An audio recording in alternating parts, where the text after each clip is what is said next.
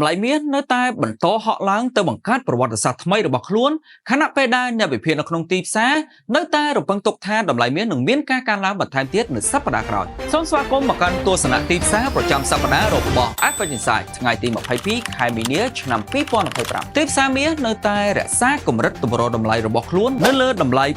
$3,600ក្នុងមួយតម្លឹងប៉ុន្តែនៅចុងសប្តាហ៍នេះវិនិយោគិនបានលក់មាសចេញដើម្បីទទួលបានប្រាក់ចំណេញបន្ទាប់ពីតម្លៃហាងឆេងមាសបានកើនឡើងដល់កម្រិតតម្លៃ$3,685ក្នុងមួយតម្លឹងខណៈពេលដែលលោហៈដែលមានតម្លៃនៅតែមានសក្តានុពលក្នុងការកើនឡើងនៅវិភាគមួយចំនួនបាននិយាយថាមាសនៅតែស្ថិតនៅក្នុងទំនោរស្ថិរភាពនៅកម្រិតតម្លៃបច្ចុប្បន្ននេះដែលល្អប្រសើរសម្រាប់និន្នាការនៃការកើនឡើងរយៈពេលវែងរបស់ទីផ្សារនៅក្នុងចន្លោះតម្លៃ$3,600ទៅកម្រិតតម្លៃ$3,680ក្នុងមួយតម្លឹងលោក George Mellon Stanley ប្រធានអ្នកយុទ្ធសាស្ត្រមាសនៅ State Street Global Advisor បានលើកឡើងថាតម្លៃមាសអាចនឹងមានការជួញដូរដ៏ល្អប្រសើរពីកម្រិតតម្លៃ$3,600ក្នុងមួយតម្លឹងក្នុងរយៈពេលប៉ុន្មានខែខាងមុខទៀតហើយមាសនៅតែអាចមានការកើនឡើងទៅបំបីកម្រិតតម្លៃខ្ពស់ចាស់ផងដែរលោក Ole Hansen ប្រធានផ្នែកយុទ្ធសាស្ត្រទំនិញនៅឯ Saxo Bank បានលើកឡើងថាតម្លៃមាសអាចនឹងមានការធ្លាក់ចុះយ៉ាងហោចណាស់$100ក្នុងមួយតម្លឹងមុននឹងមានការកើនឡើងបន្ថែមទៀតដោយហាក់ដូចជាមិនមានផលប៉ះពាល់ខ្លាំងដល់និន្នាការកើនឡើងនាពេលបច្ចុប្បន្ននោះទេលោកក៏បានបន្តទៀតថា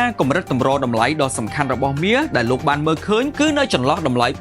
$3,600ក្នុងមួយតម្លឹងដូចគ្នានៅក្នុងកំណត់ត្រាមួយកាលពីម្សិលមិញរបស់លោកស្រី Thoilan Nguyen ប្រធានផ្នែកស្រាវជ្រាវនៅឯធនាគារ Commerzbank បានលើកឡើងថាការព្រួយបារម្ភអំពីអតិផរណាអាចនឹងធ្វើឲ្យតម្លៃហាងឆេងមាសមានការកើនឡើងមកវិញដែលកាលពីថ្ងៃពុធបន្ទាប់ពីការរក្សាអត្រាការប្រាក់ឲ្យនៅដដែលពីសំណាក់ធនាគារកណ្ដាលសហរដ្ឋអាមេរិកបានធ្វើឲ្យការរំពឹងទុករបស់អតិផរណាសហរដ្ឋអាមេរិកអាចនឹងមានការកើនឡើងរហូតដល់